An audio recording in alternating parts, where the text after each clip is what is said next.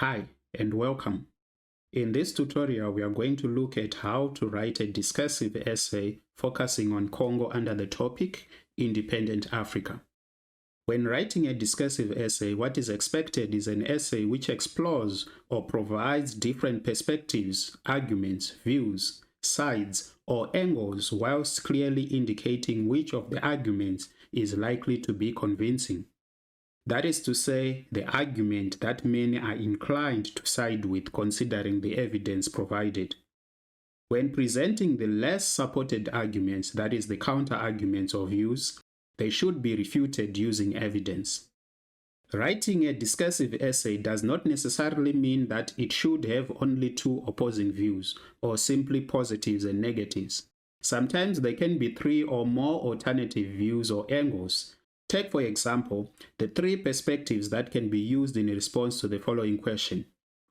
And the question reads, Mobutu Sese Seko's political, economic, social, and cultural policies which he implemented in Congo after the attainment of independence were anti-colonial in nature. Critically discuss the above statement. Use relevant evidence to support your line of argument. The first view can support that some of Mobutu's policies were anti-colonial and cite as examples the policy of Africanization, the cultural policy of authenticity, Zaireanisation of the economy, that is the nationalization of foreign-owned enterprises, and the rejection of a democratic culture through the establishment of a one-party state. The second view is that which sees some policies as pro-colonial. One can then cite the adoption of capitalism when the Soviet embassy was closed, implying a strong dependence on the West, with the US being a mere replacement of the Belgian colonial masters. The sourcing of loans from France and the USA also suggests a pro-colonial stance. The policy of retrocession can be cited as well. The continued use of French as the language of instruction in schools proves a pro-colonial tendency in Mobutu's policy. The third view is that if Mobutu implemented a number of policies that seemed to be anti-colonial and some that seemed to be pro-colonial, one can then argue that the inclusion of anti-colonial and pro-colonial policies serves as evidence that Mobutu Sese Seko was neither pro-colonial nor anti-colonial, but rather self-serving. One can go on to assert that Mobutu used any policy for as long as it served his personal interests, regardless of it being anti-colonial or pro-colonial. All these three views can be included or discussed in the same discursive essay, and one can still come to the conclusion that Mobutu implemented any policy that the situation demanded, regardless of it being anti-colonial or not. The definition of a discursive essay is well taught, but few have demonstrated to candidates how they can structurally present the arguments. For the purpose of this tutorial, two ways of presenting a discursive essay will be suggested. The first one would be to present the first 4 or 5 paragraphs, that is arguments, for the line of argument that you support the most, and then present the last 1 or 2 paragraphs with the counter arguments, that is the alternative arguments you are less inclined to agree with. The second method involves presenting the 2 opposing arguments in each paragraph while clearly showing which one of the 2 you are inclined to agree with the most. We will have to provide the argument that we support, and then we consider the counter arguments. We will then refute these counter arguments to show that they are less convincing while providing evidence. By doing this, we will be maintaining and sustaining the line of argument we took and indicated in the introduction through the stance. The same would be done for all the paragraphs. For the purpose of answering the following essay question, the second method, which involves providing 2 views or sides in each paragraph, will be used. The question reads, Mobutu Sese Seko was able to address the political and economic challenges Congo faced after the attainment of independence in 1960. Critically discuss the validity of the above statement. Use relevant evidence to support your line of argument. The first step to take is to clearly understand the question and know what is expected for someone to say that we are really answering the question, or for someone to say that our response is really addressing the question. To address means to solve, or to resolve, or to mitigate, or to fix, or to remedy, and successfully deal with a problem. This means that the candidates need to highlight what Mobutu did to solve the political and economic problems of Congo. The candidate would then evaluate whether Mobutu was successful in doing so or not. However, the question will not have been fully answered if the candidate simply writes Mobutu's policies without pointing out the challenges that Congo faced, such that Mobutu needed to address. So since a discursive essay has two or more sides or views, the following options can be included in the essay. The first option includes highlighting the challenges faced on one hand, placed against the actions taken by Mobutu or policies which he implemented to address the problems on the other hand. The second option involves writing down Mobutu's successes in addressing the challenges on one side and his failures to solve other problems as the counter-arguments. The third option would be looking at Mobutu's initial intentions, whether good or bad, when he implemented the policies on one side, against the evidence of failures or success to achieve the intended goals. That is, if simply put, writing down the intentions versus the outcomes. The candidate would then weigh whether intentions alone are enough to regard a leader as being able, or that the results of his actions is what matters the most. As the fourth option, someone may consider highlighting the good qualities of Mobutu on one hand against his flaws on the other hand. Lastly, as the fifth option, one can cite all of the above angles or options provided to be written in the same essay.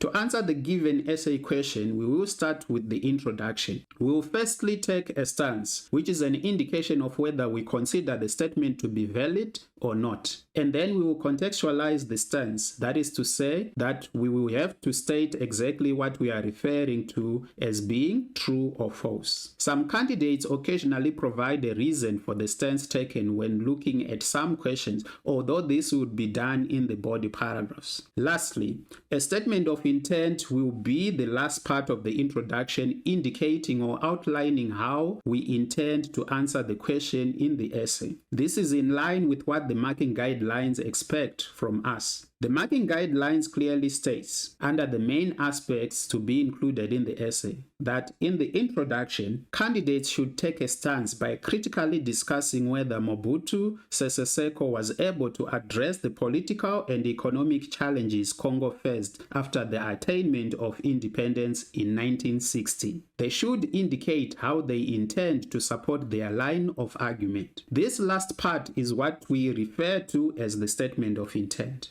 Although some learners can perfectly argue by supporting the statement, we will take a stance that disputes that Mobutu was able to address the political and economic challenges Congo faced. We will show that the statement is invalid or inaccurate in the strongest possible way by saying that it is moronic, if not sheer empty-headedness, to flatly assert. This would be our stance written in third person to avoid using personal pronouns like I, my, and us. This is done to show that we are not using personal feelings and emotions to argue, rather than using logical reasoning and rationale. The next step is to place the stance in context. This is simply stating what we are disagreeing to. Contextualizing the stance is the same as contextualizing the introduction, and this is done by copying down the statement contained within the essay question. It would be perfect to rephrase or substitute 2 or 3 words with their synonyms without changing the meaning of the original statement in the question to demonstrate our understanding of the question. However, generally most teachers advise that the contextualization be copied as is in the question because of the high risk of candidates changing the meaning of the statement when they substitute words. So our contextualization would be that Mobutu Sese Seko was able to solve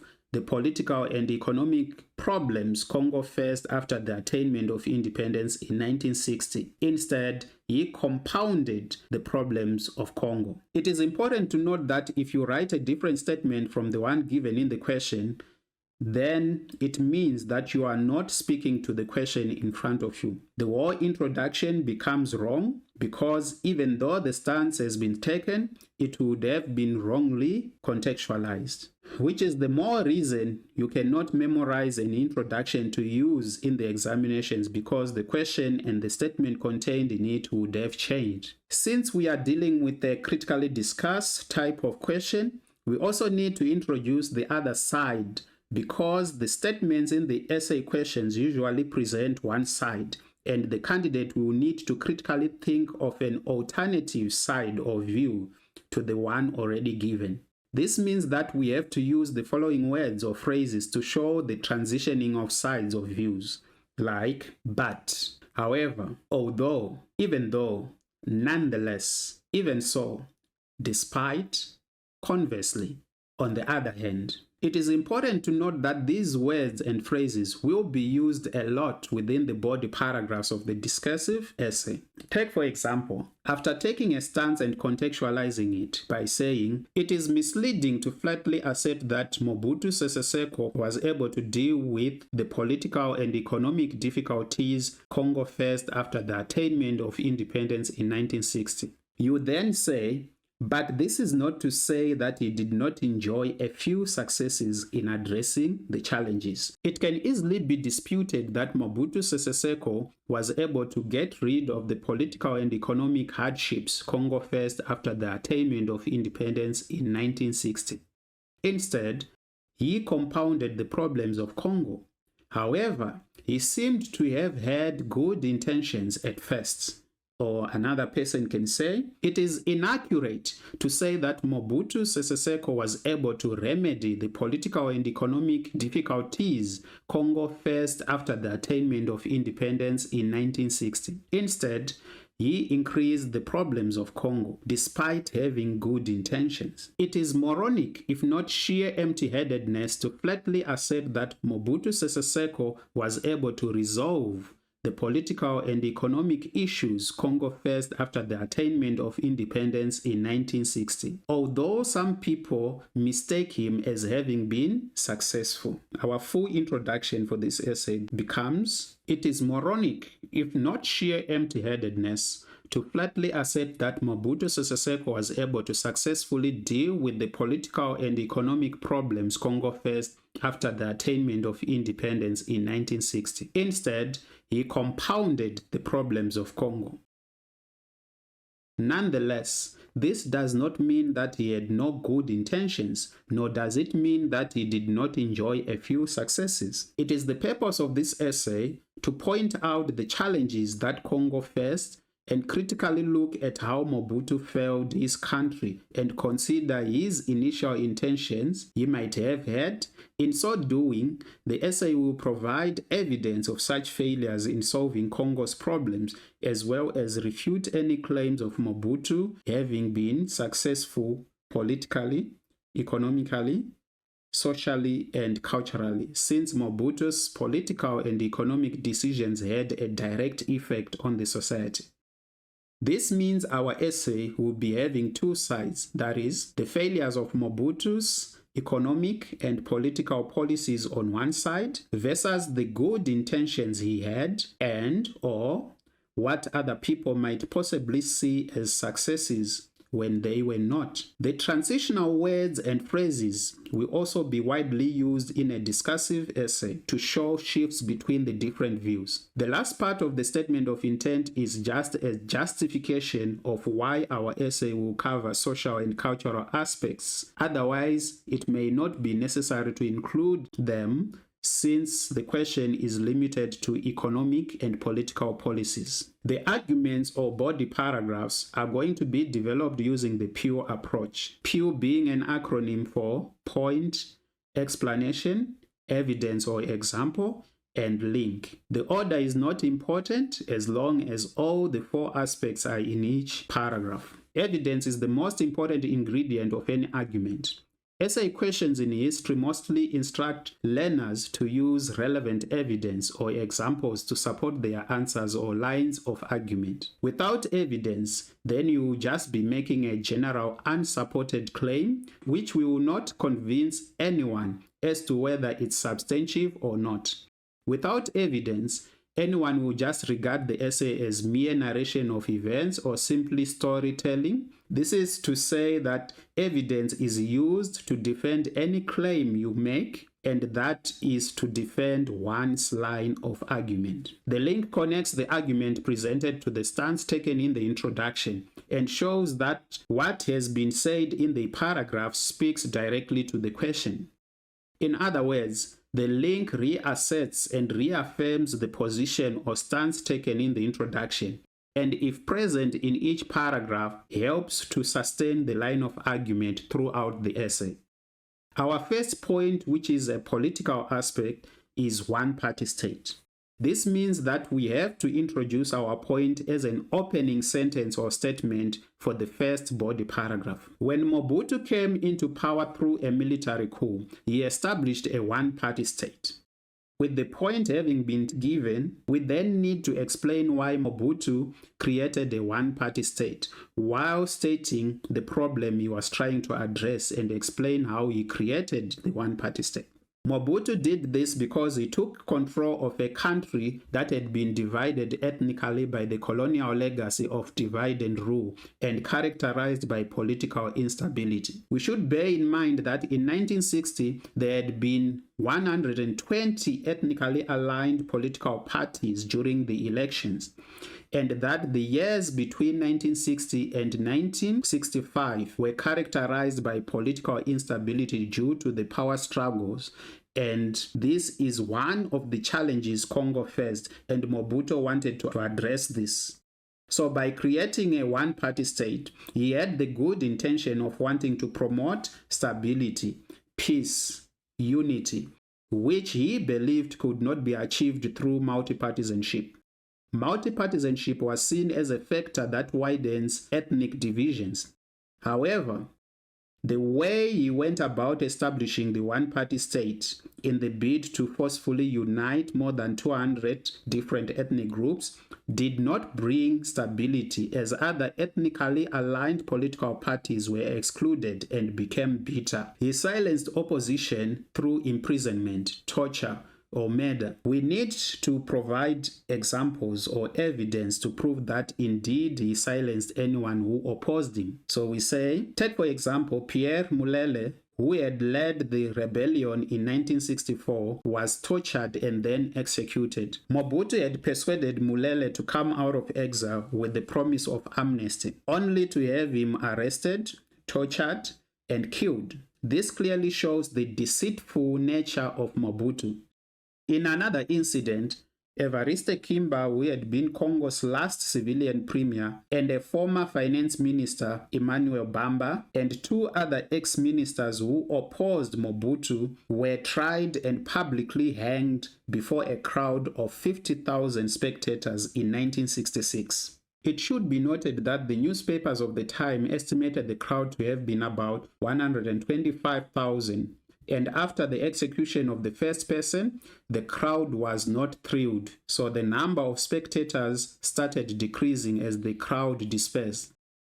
Evidence to prove that a one-party state was established is seen in the 1970 and 1977 elections, in which only Mobutu's face was the only one on the ballot paper.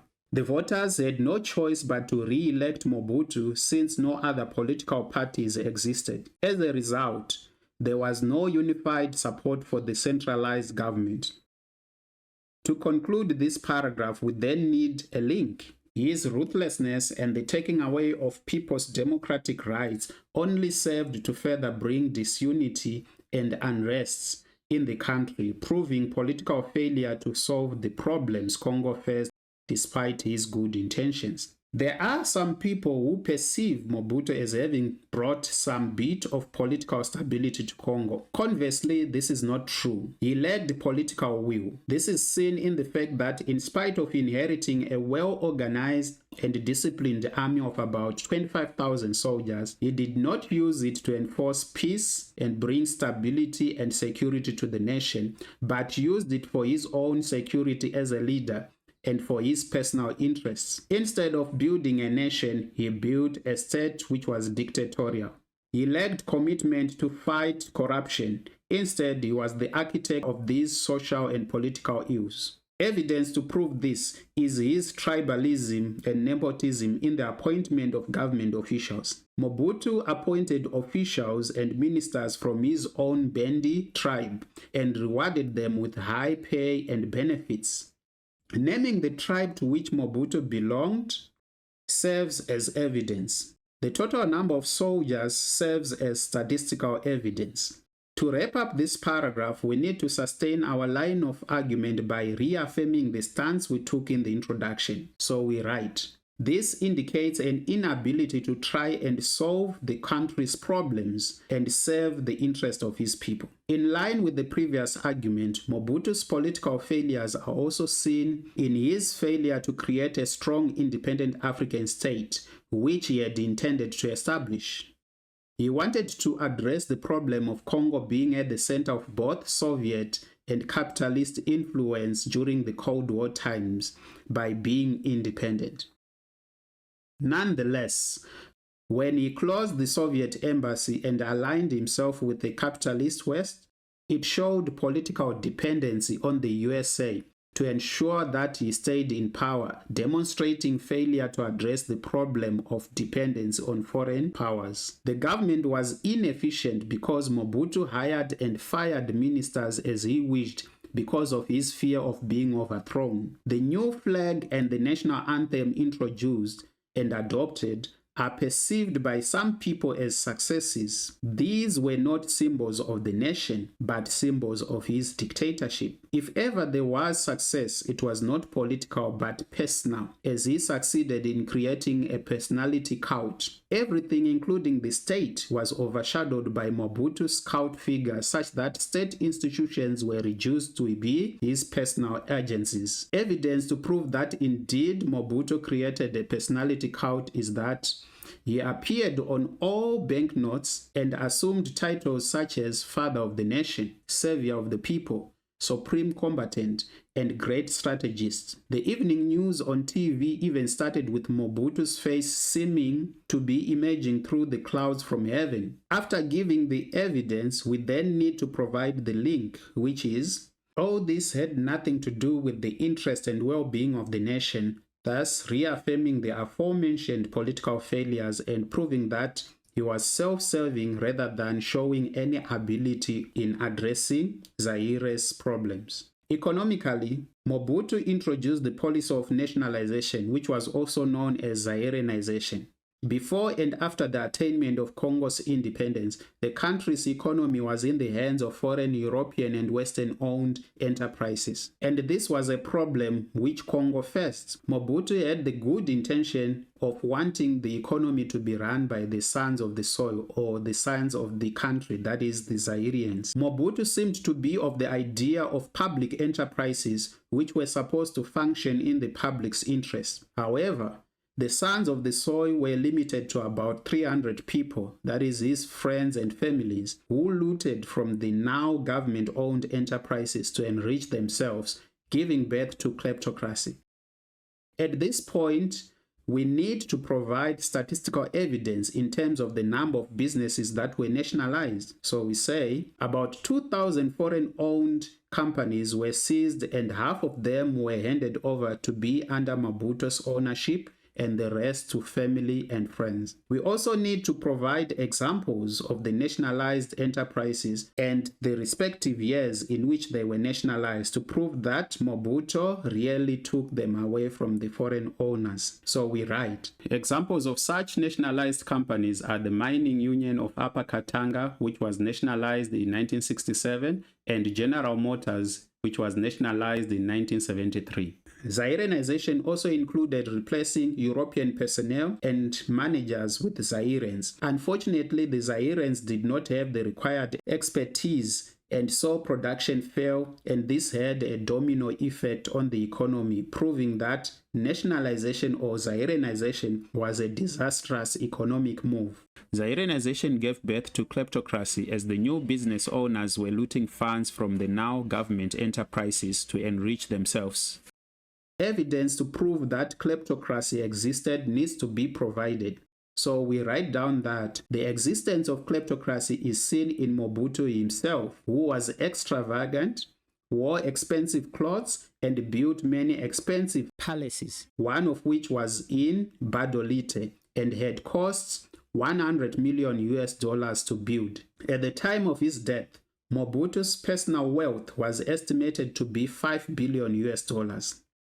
Our link, which reaffirms the stance taken in the introduction, and to sustain our line of argument, at the same time connect the paragraph to the question, thus becomes, this is self-evident that Mobutu failed to put the economic interest of the public and the country first, despite having good intentions at first. Since we are looking at different views as befits a discursive essay, we need to consider the views of those who see Mobutu as successful in dealing with the problems faced by Congo, and then we will refute such claims. We put the view across like this to distance the line of argument we support the most from the ones we are less inclined to agree with. We have to use the words, there might be people who may erroneously perceive the large-scale government projects as evidence of economic success. Mobutu had inherited a country that had been underdeveloped by the Belgian colonizers. Mobutu wanted to develop Zaire's infrastructure. Because we want to sustain the line of argument that sees Mobutu as having failed to address Congo's problems, we need to refute the perceived successes. It is important to indicate that these were good initiatives, but did more harm than good to the economy. Naming the projects serves as evidence that indeed these projects were carried out. Statistical evidence then has to be presented to show the magnitude of the impact the projects had on the economy to prove failure of Mobutu's economic policies. The Inga Dam, which was the biggest hydropower generating plant in Africa at the time, the Kinshasa steel mill, the 25,000 kilometers of road constructed, and the huge power line became more expensive, eventually totaling to 24% of Zaire's debt. Zaire became highly dependent on Western aid and loans. By the 1970s, half of all aid given to Africa by the USA was given to Congo. Success in addressing Congo's economic challenges was non-existent. This was evidenced by the reversal of Zaireanisation, that is, nationalization through the policy of retrocession. Consequently, between 1975 and 1980, the World Bank lent Zaire $3 billion. The economic disaster that befell Zaire is also seen in the International Monetary Fund records of the hyperinflation in Zaire. In 1988, inflation rate was 80% and rose to 23,773% in 1994. This thus evidently debunks any thought of Mobutu being able to address Congo's economic problems. This last sentence gets to be our link or connection, which states how the arguments in this paragraph directly speaks to the question and maintains the same stance taken in the introduction. In education, Mobutu seemed to have initially achieved a moderate degree of success, which was then overshadowed by the other social failures under his leadership. Upon attaining independence, Congo had only 14 university graduates and 2% of the population was educated. Mobutu had the good intention of wanting to educate his nation. Between 1960 and 1974, due to Mobutu's free primary education policy, primary students increased from 1.6 million to 4.6 million. However, Zaireanisation in the education sector made primary education worthless as it was for political entrenchment through the indoctrination or brainwashing from a young age of school children to appreciate Mobutu's leadership, in addition to cultural values and heritage of respecting elders. The teachers were either unqualified or unpaid, thus lacking motivation to teach. Even the creation of a pure African identity in education through Zaireanisation failed, as French, which is a foreign language, was retained as the language of instruction. In the 1980s, Mobutu successfully established more than 20 post-secondary school institutions offering tertiary type of education. Even so, Mobutu's previously discussed political failures to bring stability, peace and security, as well as economic hardships, made it impossible for students to attend school regularly and to complete their education. Thus, his efforts were self-defeating. Due to Zaireanisation, basic services such as healthcare were the first to suffer. As a result of corruption, mismanagement, and the outright looting of funds, the healthcare services in Congo collapsed. Many children and adults died without medical care because they were unable to bribe the medical personnel. Medical supplies meant for hospitals were found on the black market. This was also as a result of the downward spiral of the economy when doctors and nurses would go for months without being paid. Economic failure meant shortage of basic commodities such as cooking oil. This was further exacerbated by the increase in unemployment, as the new Zairean company owners would fire old workers with the intention of rehiring after collecting bribes from the new workers, as well as to employ family members and friends. It is estimated that 40% of Kinshasa's population suffered from severe malnutrition. This is non-refutable statistical evidence of the impact on the society of the economic failure, if not cruelty, of Mobutu's government. The state existed only to serve the interest of the ruling elite, while the population was left to fend for themselves. When the people sought assistance from Mobutu, his response was, "Fend for yourselves." Our link then becomes, this clearly indicates as evidence by his words that Mobutu did nothing to address the socio-economic challenges faced by his people, and thus cannot be said to have been able to address Congo's troubles. For this particular question, the cultural aspects can be left out, and if included in the essay, there should be a justification for including cultural aspects to answer a question that needs one to focus on political and economic policies. So we say, lastly, it is important to look at the cultural changes made by Mobutu, as he used his political position to push for social and cultural transformation through the policy of authenticity to create a strong African identity.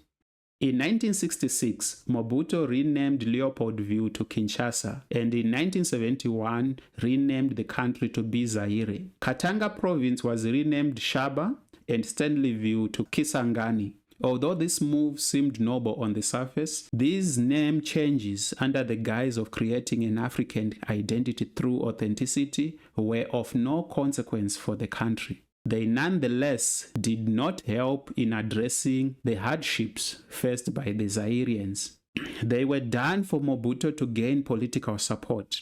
He encouraged people to wear African clothing and eat African food. He also encouraged the wearing of the Maoist dressing labeled the Abacost. This meant Western-style dressing such as the wearing of suits and neckties was banned, and Western-style traditions such as Christmas were also banned. Mobutu promoted the playing and listening of traditional music. This unintentionally popularized African music like soukous and the traditional kwasa-kwasa dance, with musicians such as Kanda Bongo Men becoming successful. However, this success was short-lived, as by the 1970s the authenticity policy began to wane and was abandoned by 1990, proving that this policy had been imposed on the people and thus cannot be regarded as a success since Zaireans' personal choices were not considered. One can see that this paragraph presents evidence first and then the explanation afterwards. The order of arranging the evidence, explanation, link, and the point for Pew does not matter much as long as all aspects are evident in each paragraph. From the above given arguments, it is thus conclusive that it is a direct assassination of truth and facts to regard Mobutu as having been able to address Congo's challenges. His good intentions meant nothing if nothing good came out of them. His actions guaranteed the opposite result of what he intended to achieve. In light of the given evidence, if ever there were any successes enjoyed by Mobutu, they were overshadowed by his many failures and reluctance to address Congo's political, economic, and social challenges.